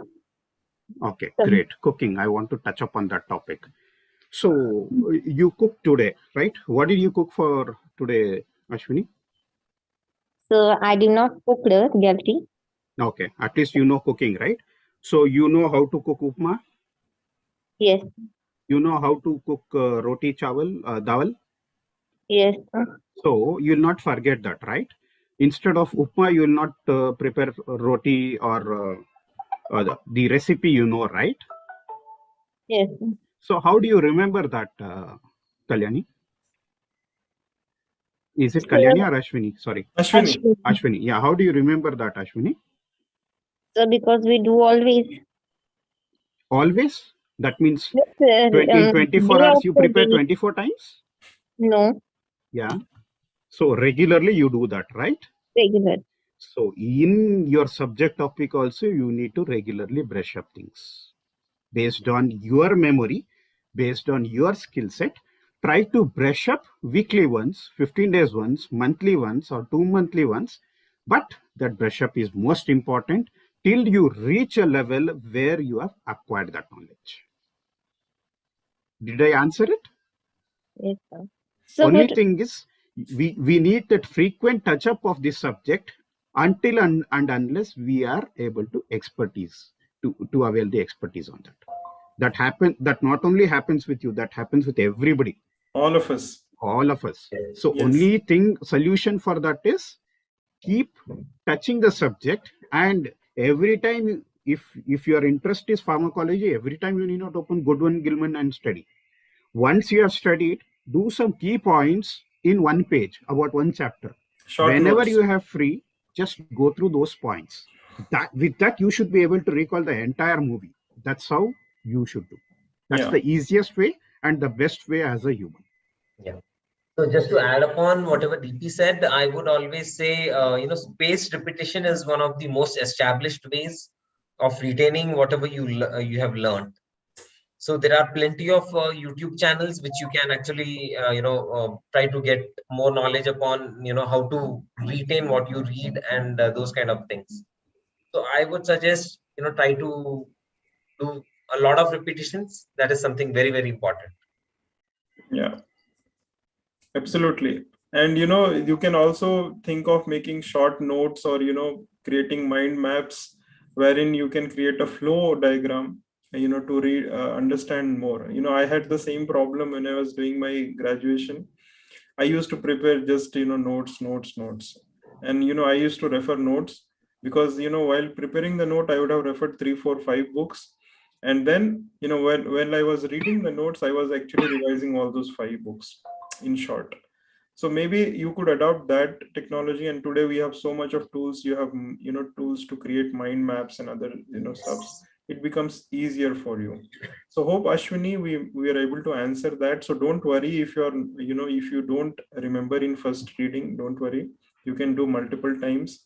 Utilize the 24 hours effectively. You can have multiple videos on YouTube on this topic, and I'm also getting somebody very senior on this topic to talk in the upcoming webinar. So stay tuned, and he'll be helping us to know more as to how we can read less, retain more. Okay, so And thank you for one more tip for you, Ashwini. If you have good friends who are matching your frequency, you can discuss these topics with them. absolutely, yes. Or you can always try to teach something to someone to learn it better. Yeah, Always better. That is how I learned my entire pathophysiology and pharmacology. Right. And mind maps also are, magical, I would say. Yes. Yes. Which I learned, unfortunately, just recently, not during my graduation days. Yeah. Same here. But yes. And we'll have one session on mind mapping as well. So we'll do that. Yeah. Thank you, Ashwini, DP, and Naveen for that. Okay, Kalyani, yes. Please unmute and ask.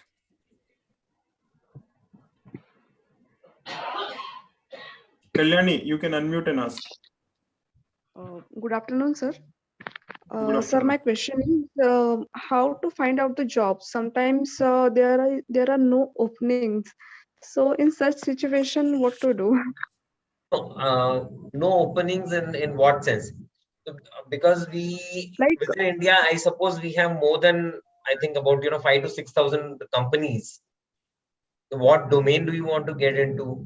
We have LinkedIn, we have Naukri, and even after all this, if you do not get at least one job or one opening, that is mesmerizing. Because I get plenty of WhatsApp forwards which says there is an opening in this company, there's an opening in that company.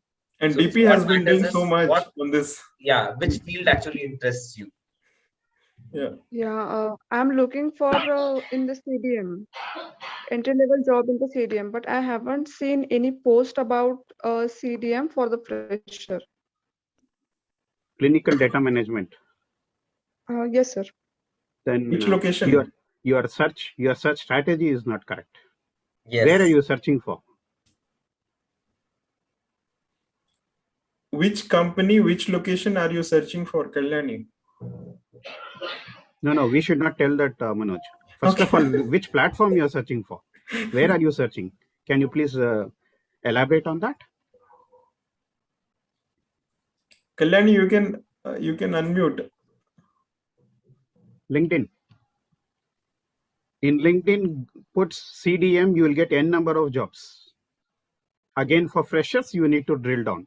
Go to company websites, check, and I am sure immediate opening is there for fresher in few of the companies. Yes, I know that. And because of the pandemics, we do not even have the restriction of location also. Correct. Yes. Because most of us are still working from home. There are openings, but not for the freshers. Whatever I have seen, that it is for experienced person. No, even if it says 1 to 2 years, you can always try to apply. Okay, There are openings for freshers also, Kalyani. You need to explore more. Right now, as we speak, there are openings for freshers in CDM.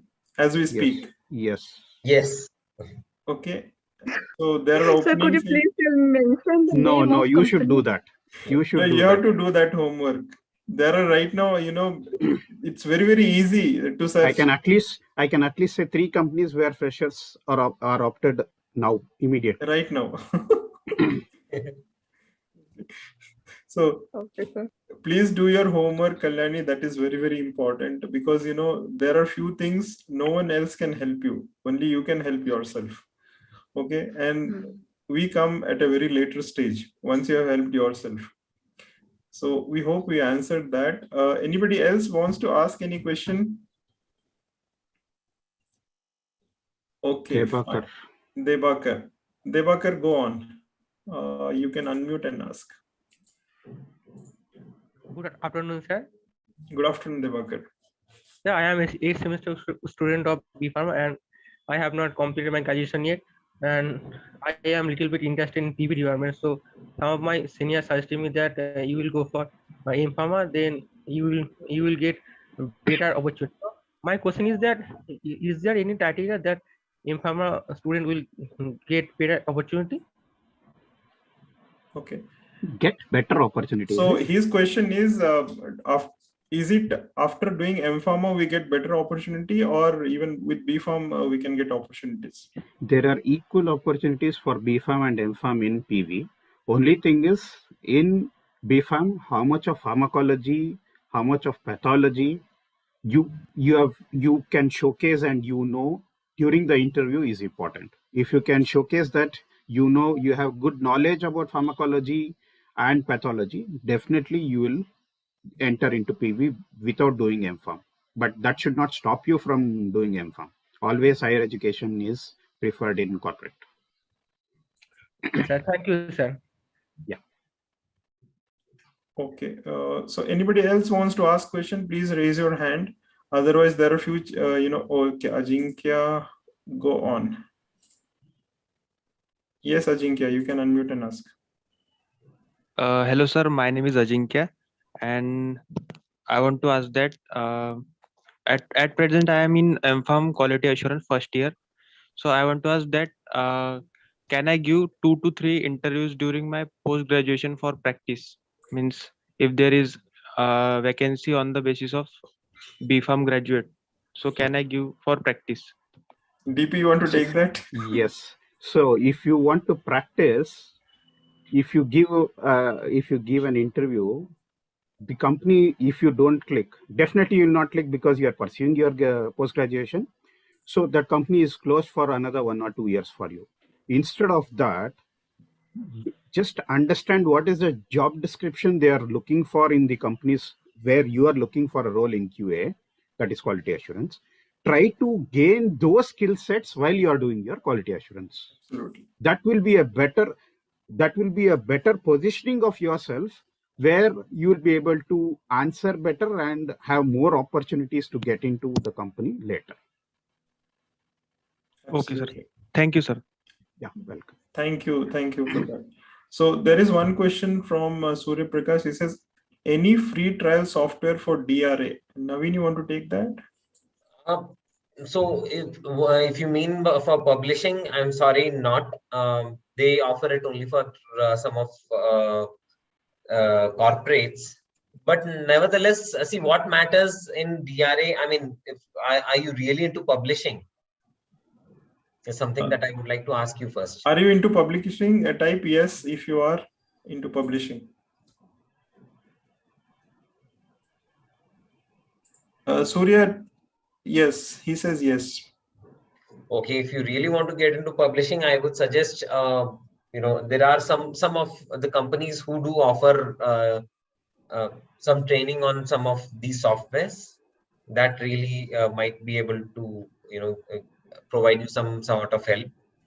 And done, Naveen? Sorry. I'm sorry? You are done?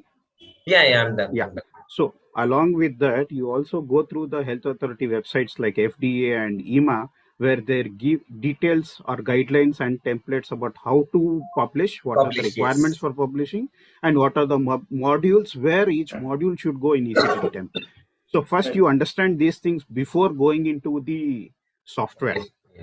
If you understand these things, doing in software becomes very easy. Very easy. And for that, you need not do any training. Basics are enough. Industry will teach you. Absolutely. And will pay you also as a salary. Naveen, you want to add something? And one more thing is, of course, thank you very much, DP, for adding on to that. And one more aspect is because every publishing software has its own ways of doing the actual publishing. So it hardly matters, because once you get into the industry, no matter which software you are trained upon, you would definitely get trained upon, the new software. Absolutely. Yeah. That's for sure. Yeah. Well said. Yeah, right. So thank you, DP and Naveen, for answering that. Any other questions, guys, before we close? It's already close to 4. We are supposed to do a 1-hour session, but somehow it doesn't happen every day. Okay, Dinesh, that shows people are interested. Yes, absolutely. Dinesh, yes, you can unmute and ask the question, Dinesh. Dinesh. Yes, sir, I am audible. Yes, very much. Yes. Go on. First of all, I would like to thank to all, sir, for your precious time and such insightful guidance. Currently, I am pursuing my master in pharmacology. I want to ask question to Dharampal, sir, relating to pharmacovigilance. Yes, sir, please. if someone joined pharmacovigilance in BPharm, and if someone joined after MPharm, sir, is there a chances of MPharm candidate getting in career hike in short period of time, or is it a BPharm candidate getting 2-year experience and get ahead of BPharm candidate? Actually, it's a wonderful question. Irrespective, we have done BPharm, MPharm. Irrespective, you have 1 year experience, 5 years experience. How much of knowledge you have and how well you are doing the work is important. Okay, maybe slow, maybe initially for 2 years there'll not be any differentiation, there'll be little differentiation, but after 2-3 years it doesn't matter you are BPharm or MPharm, but how well you are able to understand the concept and execute the concept. Because at the end of the day, irrespective pharmacovigilance, whatever we do in the pharma world, we should understand that everything we touch upon ends up going to the patient. So whatever we do, we should ensure that the patient is benefited to the maximum extent, should what be our end goal. Absolutely. Dinesh, we hope you answered that. And this is a very, very common question from the students who are still pursuing the degree. Most of the time we get this. Any other question, guys, before we close for today? We are done for the day. So no questions. Okay, Ajinkya. Okay, we'll take one more question. Fine, Ajinkya, go on. Sir, what is meant by notice period given by company? Okay. I have not understood that. Okay, are you a student? Yes, sir. Okay, fine. MPharm student. So, okay, DP, you would like to take that? Yeah. So notice period is a period that if I'm working in a company A, okay, and I want to leave the company, I will resign, right? I'll notify the company that I want to resign. So once I resign, there is some time duration for which I need to serve the company before leaving the company, and for which company will pay you. Till you are there in the company will pay you. That notice period is after resignation, for how long I need to serve the company. In India, it is usually 2 to 3 months. Whereas in US, it is fixed 2 weeks. Yeah. And there is a lot of discussion happening as to why we have 3 months in India. Yeah. And there is a big story around it as well. Yeah, absolutely. Okay. So there is one question. Can we have purely regulatory Q&A session in coming days only for freshers? Yes, that we'll have definitely. We are planning to do a purely Q&A session only on regulatory, because we have so many questions on regulatory. We'll do that. We'll plan, and I'll update you in the groups. So stay tuned for that. We have to see the availability of the speakers, Naveen and other people who are there to talk on that subject. And we are working on, definitely, there is so much of demand for this particular topic that yes, we'll have exclusive session only on PV, medical writing, and regulatory affairs. 3 topics, people are asking for Q&A session only on regulatory. So we'll have live Q&A session wherein the speakers would be answering you on the call, during the live session. So thank you so much, everyone, for joining us today. And you have given us 2 hours of yours. Thank you, Dharmpal. Thank you, Naveen, and every one of you who joined us and stayed with us for the learning. Thank you so much again. And Manoj, one-liner. Yeah, I'll give a chance to you to give your final note. I'm just trying to say thank first. And then Dharmpal, yes, a final note from you, a final note from Naveen, and then we close.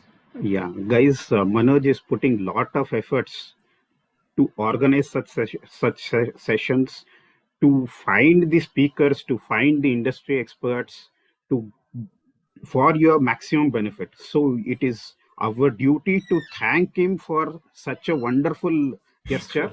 So it's lot of efforts, time, resource for him. In spite of all that he's doing, it's not a one day's job. Every weekend he's doing this. So we should thank him, and the respect what we can give for his such valuable thing to pharma world is, we should get more people aware of such activities, so that we can have a bigger community and for the betterment of the patient and pharma community. Thank you, DP, for that note, and totally appreciate your kind words. And that note is just a small gesture. Actually, your efforts are more than that, Manoj. Thank you so much, DP. Thank you. And see, we started with 10-15 people attending the sessions, and it went to hundreds. and we could cover more than 6,500 people so far. I was just checking the registration list today. I just combined everything, and we had more than 6,500 people who registered for all these webinars. And I get so That's many a great emails. achievement, actually. Yes, indeed, it's a great achievement for Big me. clap to Manoj. Thank you, thank you. And see, this should not end here. You know, whatever we are learning, let's pass on to our juniors, to our classmates, and try to create an awareness about these various opportunities that we have in the industry. We showed you very simple screenshots today, but there are so many things we can't show in public domain, that we face every single day. And it's a shameful situation for us that, despite learning for 4 years, 6 years, in pharmacy, people don't have basic common sense. That kind of tears me apart, when I go through such situations, every day. So please be aware, and unless we get educated and aware, we cannot uplift the profession. Let's not blame others for whatever we are in. Everything that is happening to us, we are responsible for that. Yes, So be professional, be responsible. Yes, absolutely. So I seek your support in helping me create this awareness by sharing this information to as many people as possible. And we'll continue doing these sessions. Every Saturday at 2 p.m. is fixed. Unless we have speakers from other countries, we do it at some odd times, like 7 o'clock in the evening or daytimes, depending on their time zone. But this will continue. We have done more than 20-25 sessions till now. Many sessions we have done. I think 180 sessions I have done so far, but I have posted the videos in public domain only for 25 sessions, because in some sessions the speakers do not want the videos to go in public domain. So there are some restrictions, with respect to the content they share, the information they share. But now I have decided to get the speakers who are interested to share the information in public domain for everyone. So this is a very clear-cut information and discussion that I have with the speakers in the beginning, so that we can share this video in the public domain. And it is not for one college. Anyone can attend. It's completely free. From anywhere. There is no restriction with respect to the qualification. It's open to all. And the only objective is to create awareness. So, please support. And then if you have somebody, some good speakers, do share their names, and I'll contact them in my personal capabilities, and I'll reach out to my seniors as well on that. And if you need some topics specifically, if you are struggling with some topics, or some pharmacy related, non-pharmacy related, digital, anything, you can just write it to me. We'll see what best we can do. And Saturday is one day I have been devoting exclusively for the profession. On this day I don't do anything else. Morning to evening I stay with the community. I interact, I do these sessions. One day a week I do devote to the profession. So during this time, if you want to connect, I'll be more than happy to connect with you via email, telephone, whatever, even a Zoom call if you want. No problem. I'm on it for that.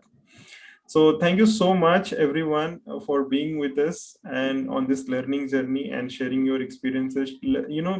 Allowing us to share our experiences, because these experiences will not learn in our college life, that is for sure. And somehow these practical pointers, we are not yet in a position to bring to the college life. It's a sad reality of every college.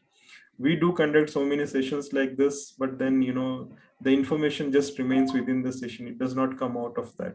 So this particular webinar session is trying to create an awareness in the mass. And let's do our bit. Just do our bit. I'm sure we'll be able to make a change. So thank you so much, all the participants. Thank you, DP. Thank you, Naveen. Thank you so much for being with us for 2 continuous weeks. And it's been a pleasure, Manoj, for sure. Whatever said and done, I mean, I really thank you for waking me up from my hibernation, for a very long hibernation that I've been in.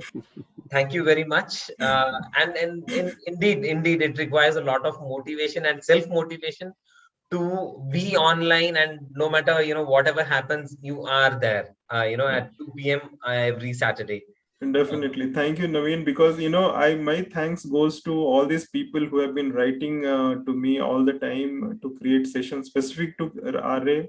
And they specifically, some of them specifically mentioned your name. They wanted these sessions to be conducted, and they now they have been requesting for conducting a specific Q&A session. So I'll be I'll be soon sharing a link to all these people on the platforms I'm connected to, and depending on the questions that we receive, we'll see if we need a specific session only on RA. And then we have one on PV, so I'm sure I'll need DP's help for that. And then medical writing, I'm looking for some more connects. Again, DP is there to support on medical writing as well. So thank you so much again. And if you have any specific queries, please do connect. Don't hesitate, because unless you ask, people will not give you. So only the crying baby gets the milk. I have been telling this in all the sessions. So please cry if you need a milk, and please ask if you need an answer. Okay, but then the question has to be relevant, and you should have done your homework before asking the question. That is very, very important. And let's not embrace others with others because of our mistakes or the silly mistakes that we make. And I hope from now on, at least, we'll be seeing less of those kind of posts on LinkedIn, and we'll get more responsible and personalized emails from you and from other professionals. At least if you know somebody who's looking for a job, and if you have got some learnings from this session, then please do pass on this. You may also pass on the recording of this session that I'll be sending it to you after this session. You'll get a SMS if you're not on DND. And if you are on DND, then please check the Telegram group for the recording link, and also on the WhatsApp, so the last WhatsApp link. So thank you so much again, and we'll meet again next week, Saturday at 2 p.m. And we'll be exploring the opportunities in the field of formulation research and development, the various career opportunities that formulation research and development has. And specifically, many countries like China, they are, importing talents from India today. And, I know for sure there are so many my friends, my juniors, my seniors, who are in China right now and creating a wonderful formulation development opportunities in China. So there are many countries like China, they are preferring to have Indians as FR&D experts.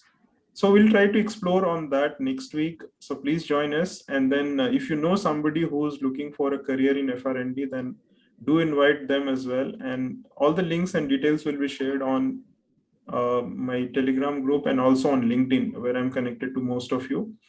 And please invite and tag others so that more and more people know about these sessions and pass on the knowledge. That's all I request from you.